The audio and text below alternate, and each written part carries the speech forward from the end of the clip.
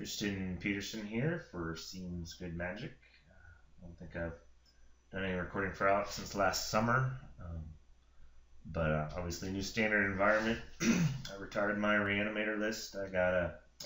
Did well at a TCG Platinum. I think I got 12th up there in Minneapolis, which was the last time I played that list. Since then, I've mainly been playing sealeds. I was in GP Oklahoma City where I played sealed down there to no success. I think I died round 7, but it was still a good time. This is kind of the deck that I've settled on here for the new standard environment. I tested some of the junk mid-range decks, and then I tested it against one of my buddies at the shop here in town, and he was playing a deck similar to this. I've altered it some since then. He was playing more the black-white control list.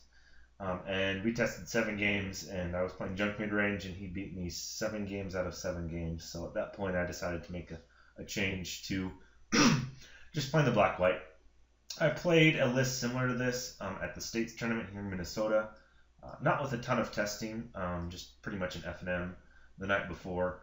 And I felt moderately well about the deck. I went 3-3 and then dropped I guess it was a 7-round tournament.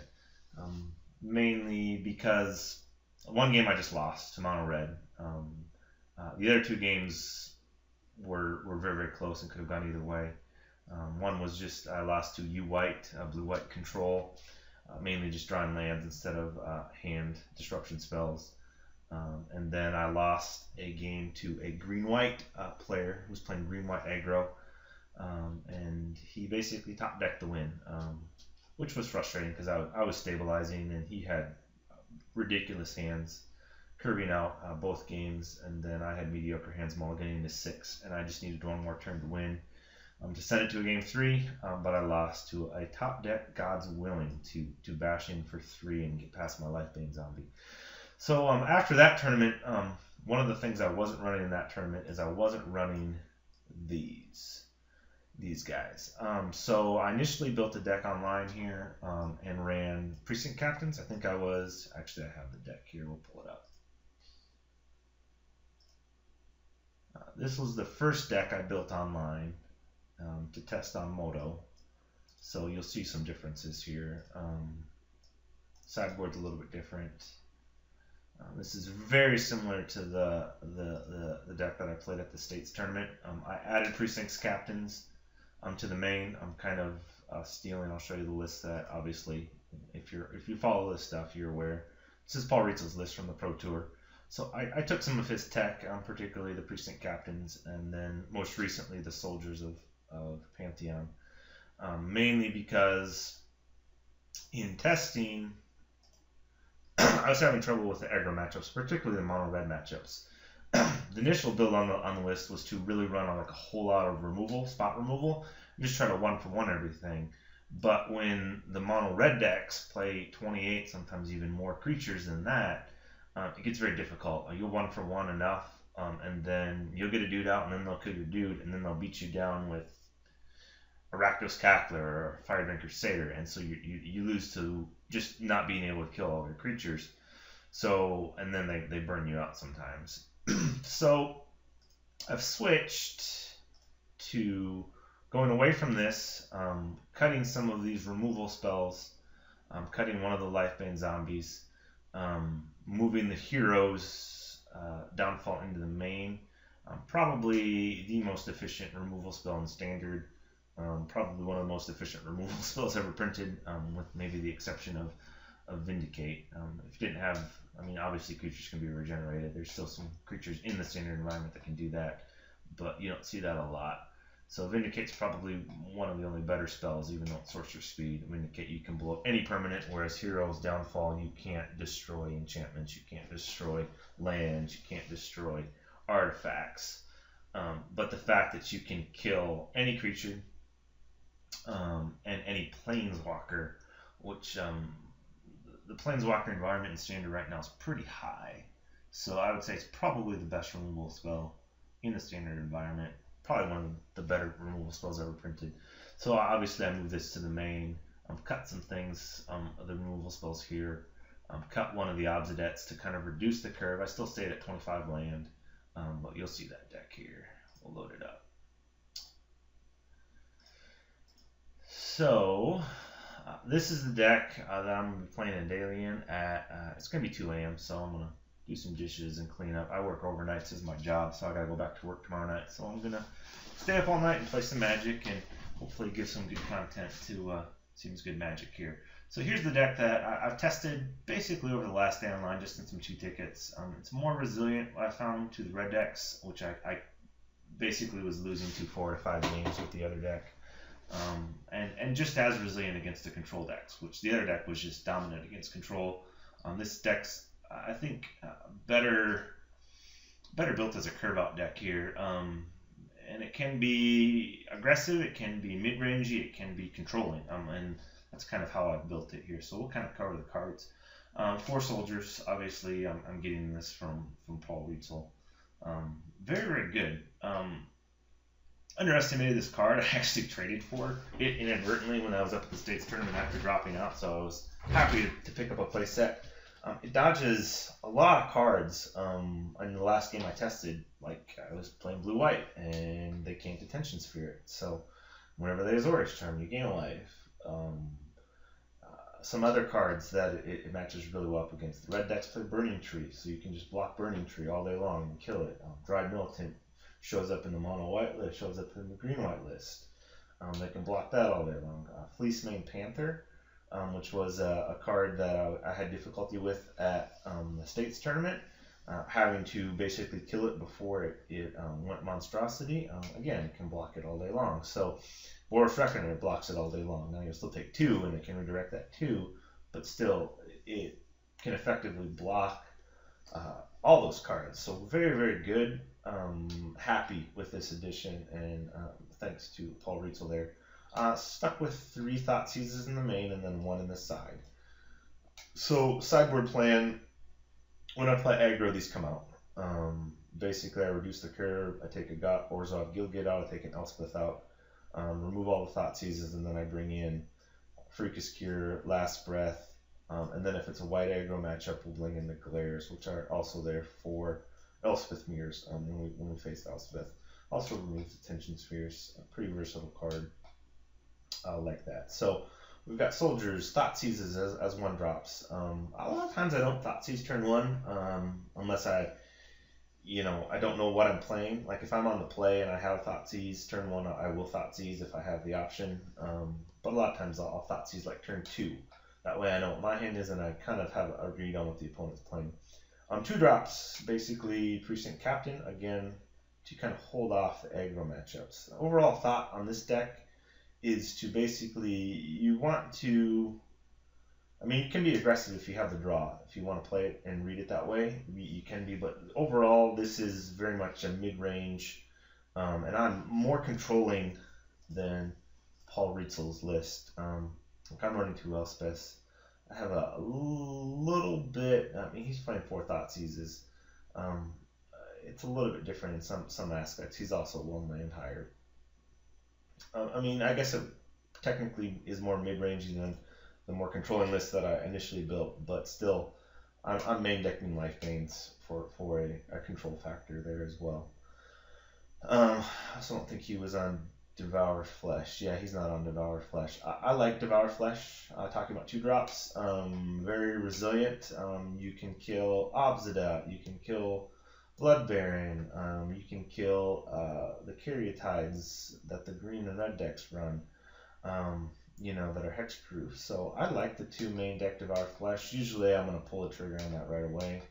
Because I'm trying to more or less 1-for-1 still, until we can get to the finishers at the top end. So 2 drops Precinct Captain. In this standard meta, very good. He's first striking, so he trades with an Ash Zealot. Against control, he's a clock because he makes dudes. He makes his own army. So against the control list, which sometimes only run like 3 creatures, Aetherlane, if it's Esper, Obsidat, if it's blue-white, I've seen 100-handed one played as a creature. He's very good because he comes out and they have to deal with him. Otherwise, the next turn they're taking 3, and the next turn after that they're taking 4. So I like this card. He's also can turn into a late game card too. If you run for wanting and eventually you get him out, then again he's a clock. You know, if your opponent's in top deck mode and you're holding one removal spell in hand, he essentially becomes a clock. Doomblade, pretty efficient. I think I just deleted my Doomblade. Yeah, that's funny. We'll add that back in. Very efficient overall. Black decks do see a good bit of play, so that's why I'm only on 2. I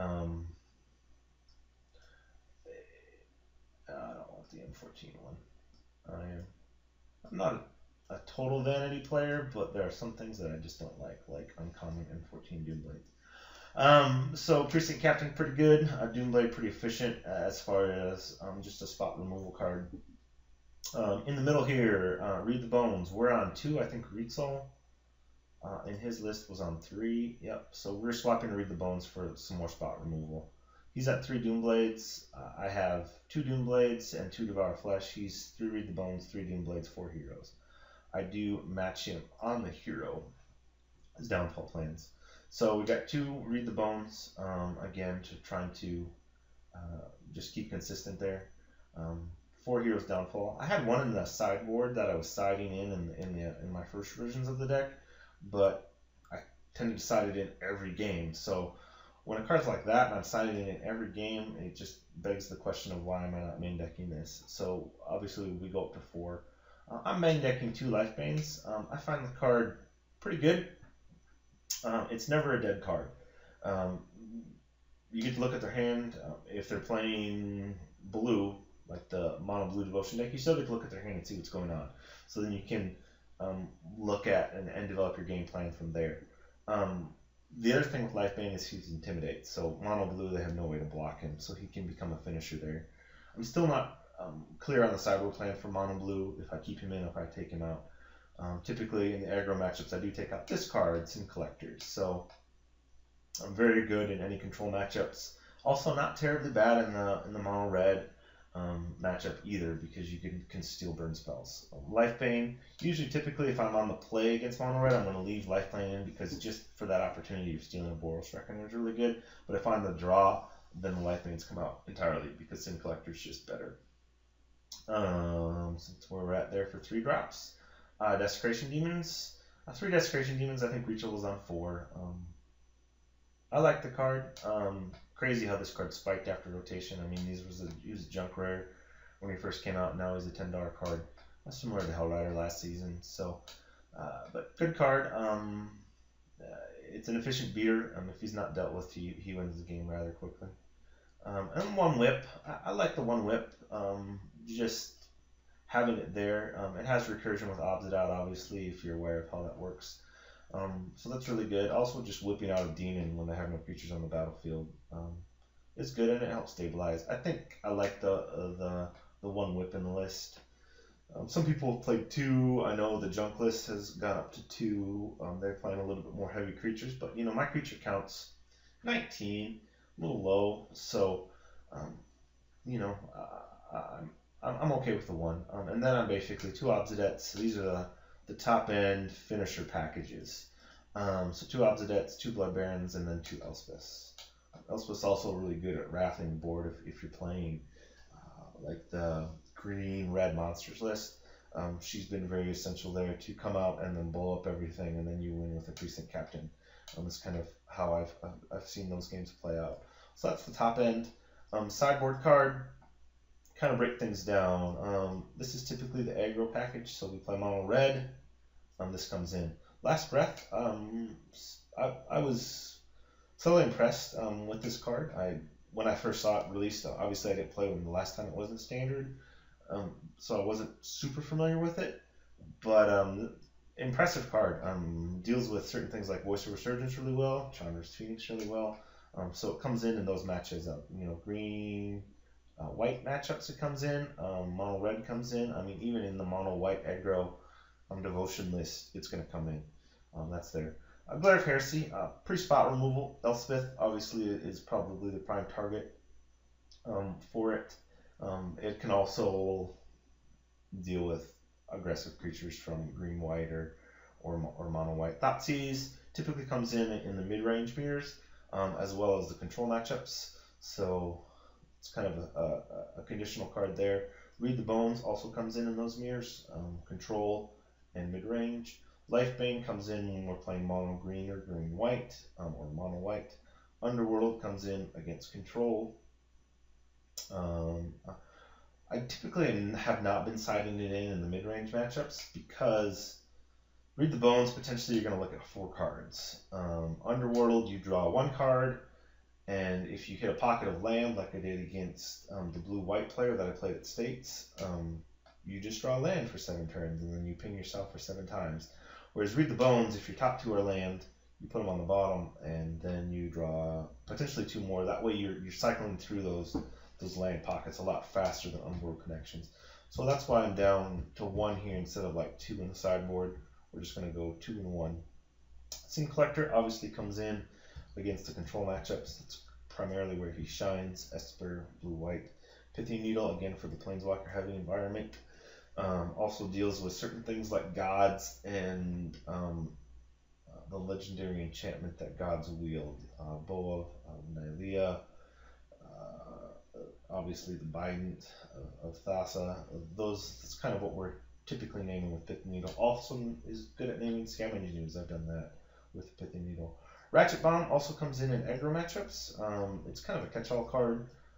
Certain things that I can't deal with the cards in the sideboard and the cards in the main are like enchantments and artifacts typically. So obviously Glare hits certain things, but Ratchet Bomb can blow up like Detention Sphere, can blow up. You take it up to 4, you blow up all of the legendary enchantments. Also, if you need to deal with something like an Obsidet and you can't deal with it, or a Blood Baron, that might come in as well. So it's a very versatile card. A token matchup is probably where it shines the most. It's going to come in and basically wrath their board for 2. So that's kind of where we're at. I know I talked a lot here, kind of talking about this deck and the standard environment. We're going to take it into a daily here at 2 a.m. So I'm going to pause and we'll be back for round 1. Okay, we're back, round 1 of the daily here. I like this hand. I'm not going to mulligan mainly because I have a lot of draw power and I have some early pressure / defense if need be. So hopefully how this game will play out. Go turn 1, Soldier. Hopefully, so most likely it looks like this is the Esper matchup, though I have seen a new blue list floating around that plays black in it too. It's basically the blue devotion list, splash black, but my guess is this is Esper. He might turn 3 Ashiok me. Yep, Thoughtseize. He's got some tough choices. My guess is he'll probably take one of my Read the Bones. I really like seeing this as the took my Soldier. I'll take that as my first matchup of the daily because it's pretty favorable for me, especially particularly he probably is not on Verdict, so we got Lifebane. Okay. So a blue-black list.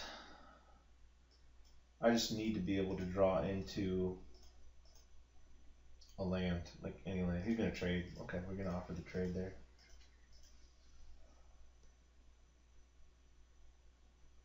Yeah, Ashiok. As long as I can draw into land, I'm in pretty good. But he gets a Blood Baron out, and I'm a little screwed on that. Wow. Pretty unfortunate. We've gone through 3 draws, haven't hit 1 land of my 25, so that may kill us. I still don't think it's a bad keep. I mean, he did temple that away. He's going to Lifebane. Probably he's going to take down his Ashiok and put my Blood Baron out, would be my guess. I really don't have an answer for Blood Baron. Yeah. So he's going to use my own Blood Baron against me here. But what are you going to do? So I got Swamp. We're gonna try to read into a Devour Flesh. We will. I'm gonna put them both on the bottom. I'm so far behind at this point. I need to Devour Flesh to kill the Blood Baron, otherwise I lose, basically. So this is just a blue-black kind of control list.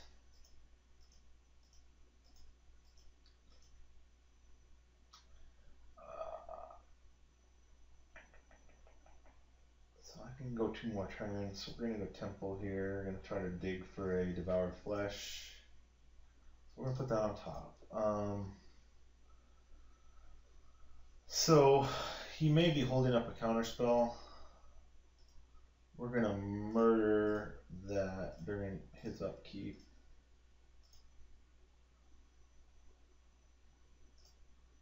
So I potentially could stabilize.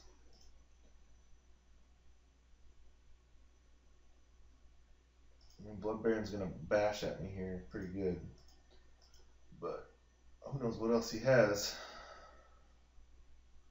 Oh, he's gonna drain me here with a Grey Merchant for 3. So at this point, because I didn't have that, I lose. So we just concede. Unfortunate. It's a decent keeping hand, but missing that 3rd land drop on curve was tough. Okay, so this is just a blue-black control list. So we're going to go by converted mana cost. We're going to keep our big tall land in. We're going to keep these guys in because they're good. Doomblade's a dead card. Devour Flesh, we're going to keep in. Lifebane's pretty dead because he's playing a lot of black. We will bring in Sin Collectors. And then we're going to bring in a Thoughtseize, an Underworld Connections, Read the Bones. We are going to take out Blood Barons because obviously he gets that in play. I have no way to kill it. So playing around Ashiok there, we're going to take out Blood Barons. So where are we at? We want all those out. Last Breath, Doomblade Glare. Probably at this point we're bringing Pithing Needle. I think that's where I want to be. Probably take out 1 soldier for a 2nd Pithing Needle. I think is probably where I want to be. Because he's probably playing Aetherling. Definitely Ashiok. Probably Jace Memory Adept. So we're going to go like this and bring in Ratchet Bomb as well. I think that's pretty good.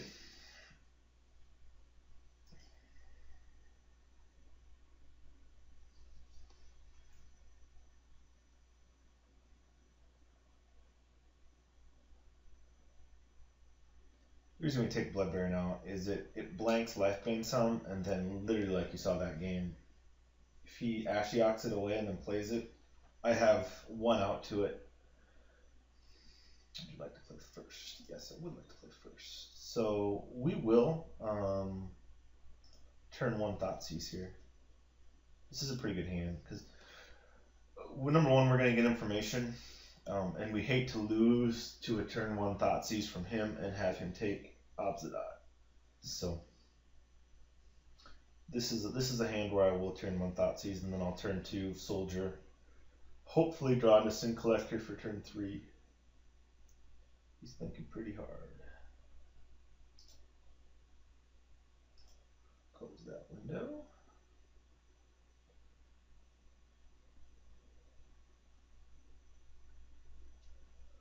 Literally, I get opposited out. If he's not playing the right type of removal spells, then opposite wins the game. But most likely he probably plays Hero's Downfall. Oh, we got Notion Thief, huh?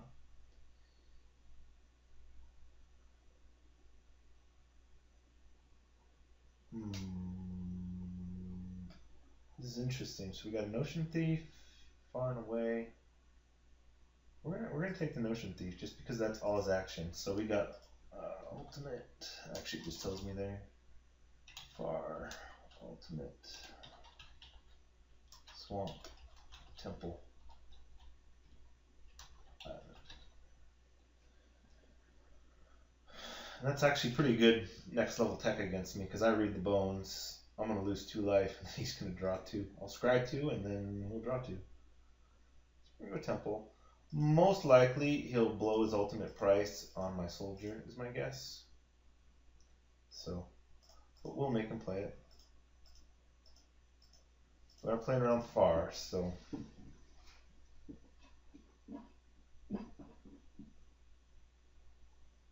Definitely don't want to leave Obsidet open for that.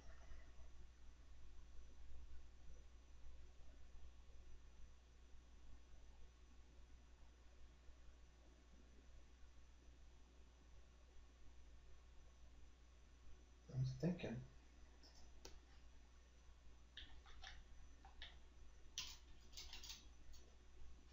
And Far and Away might have been the better choice.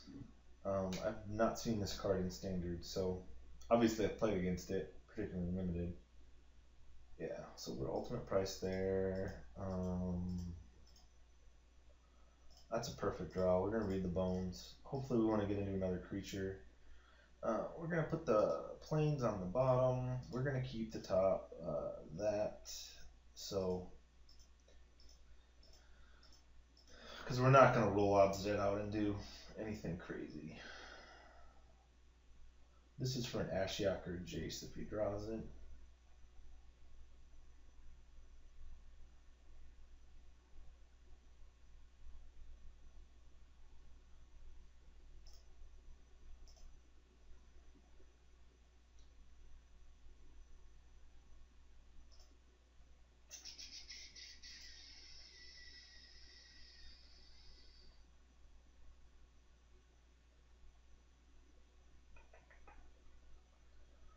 I've played against the Mono Blue Devotion deck in testing. I haven't played it in a daily, obviously. It's better than I thought it would be. You look at the list on paper, obviously it did very well at the Pro Tour, so people are going to be trying it out. But it's surprisingly more resilient than I thought it would be. So you just played a Swamp.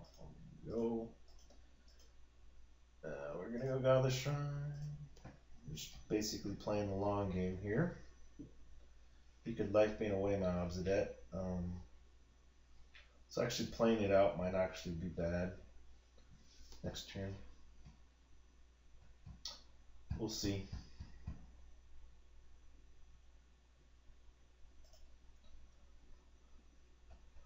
Played against this a list similar to this online too. Interesting that Pack Rat is showing up now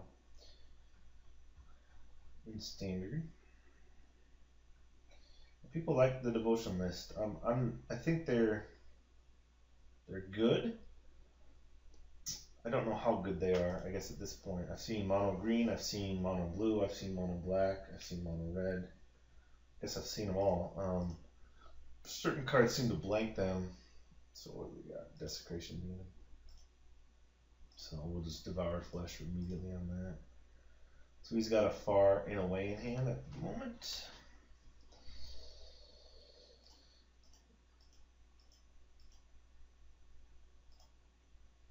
Yes, so we're gonna put Obsidet out. He will get Far and Away next turn, most likely. But I'm gonna make him continue to burn his resources.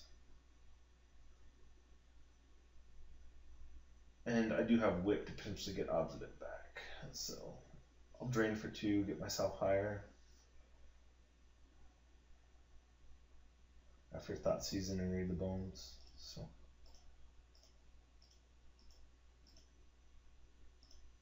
And plus, when he Far and Aways next turn, it opens me up for something else. So he's gonna away and make me sack it,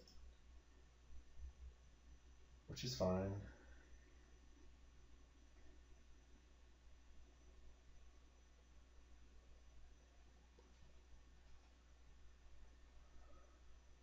He missed the land drop.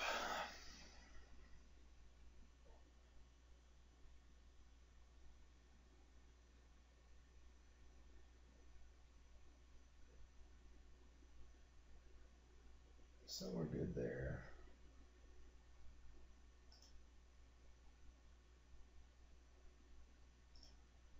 I'm gonna make him blow this. Actually misclick there.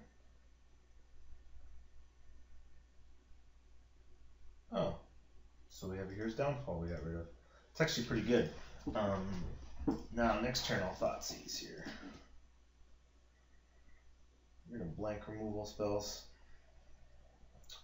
So we got 3 in hand, he's got a Far.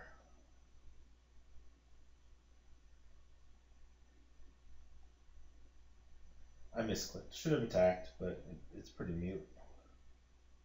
He just blows it during that step instead.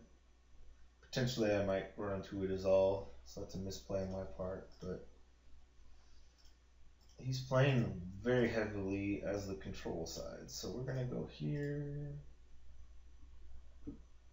Yeah, so we got Far and Away, Far and Away. Next turn he puts out Ashiok.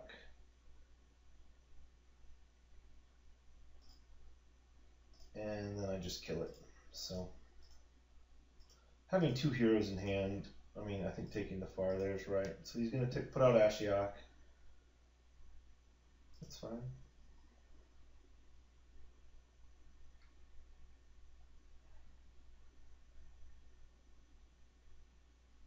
Yep.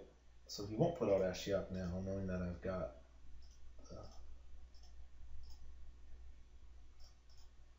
Soldier. So any type of threat here is important. I mean, now Soldier doesn't win the game outright, but it is a threat, so it starts getting me back into the game. He wants to use Far and Away to maximize it, but how many times he's put 1 Thoughtseize. So we play Ashiok, okay. I'll gain a life. Pick it up. What do we get? Precinct Captain, Desecration Demon land, so we're gonna murder it now. Maybe he drew Negate? Yeah. So. Oh, that's like the best draw in the world right there. Well, first of all, we're going to declare attackers, just in case he wants to do something. My guess is he'd probably do another Ashiok. But when I have Elspeth out, it's going to be a very, very quick turn. Particularly now, so.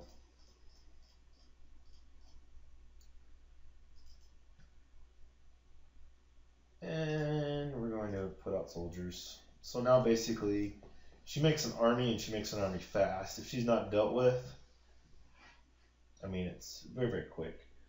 My guess is he fars a token and makes me and sack another token. Yeah, so you're just gonna cash it in there. Interesting that he's playing a Notion Thief. Let's look up Notion Thief.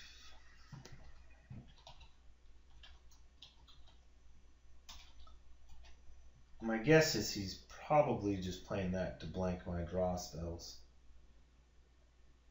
It's a 3/1 flash. So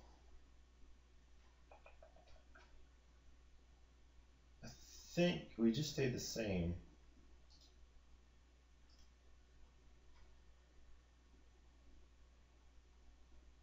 Life band. I think we just stayed the same.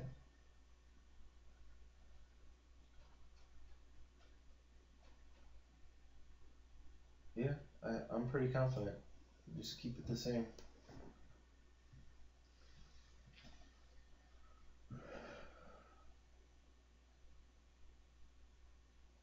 Nope. So he's going to scry. I'm going to turn 1 Thoughtseize again, take him to 18. Take myself to 18. Perfect.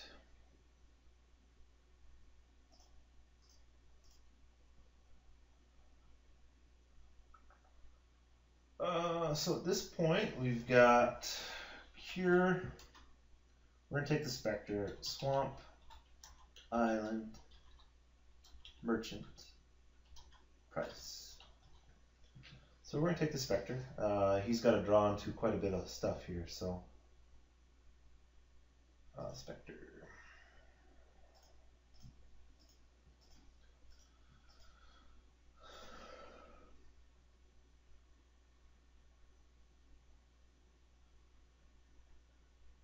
So now at this point we want to try to get to opposite mana. So we will play the Temple next turn. No reason to shock and play a Pantheon, which is just going to get killed right away. So we'll play Temple, scry it up. Basically, unless it's a Sin Collector or a land, we're probably going to put it to the bottom. Because at this point, we're trying to get to opposite mana. Priestess Captain, we're going to keep it.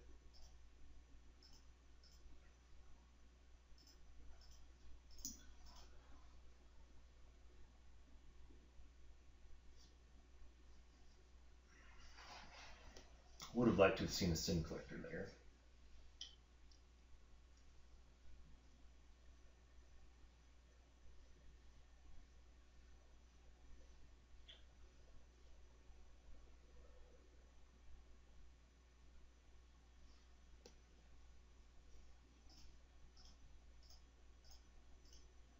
So we're going to play Soldier. Precinct Captain can potentially win me the game if he isn't dealt with. Then we're also going to put out the Pithing Needle, just because he top decks Ashiok, we want to blanket. I don't know if he has any outs to that. This may be a little preemptive, but I'd rather him not get Ashiok online, and I don't have a removal spell at the moment.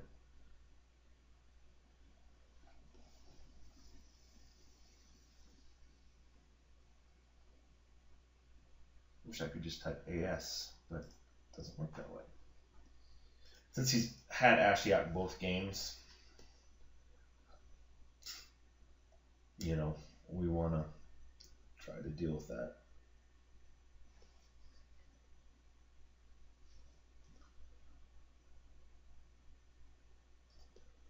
So we're down to Cure Merchant. Yep. I figured that would happen.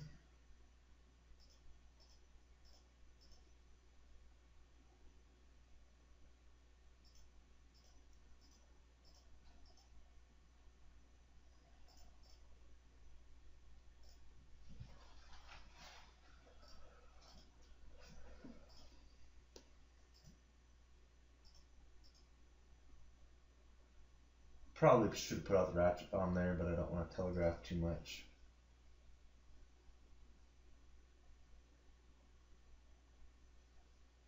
Yeah, he's going to play Ashiok. She can't do anything with it, so. Let's play the Sin Collector.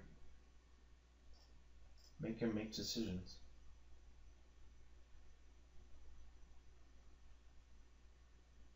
Yeah, alternate price. Figured that. Downfall. So the only reason he really plays a Sin Collector there is for basically being able to drain me some with Merchant. And that's all he's got. So he's going to drain me 3. We're going to go like that. First things first, we're going to Devour Flesh.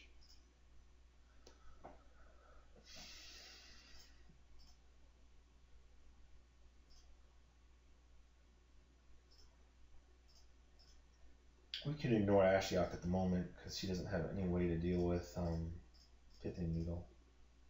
He may run Ratchet Bomb out of the board, Cyclonic Rift maybe. Those would be about the only things.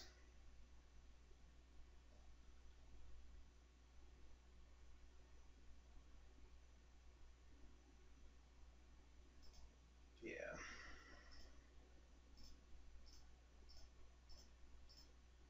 Yeah, so now we just swing the Obsy Wobsy down here.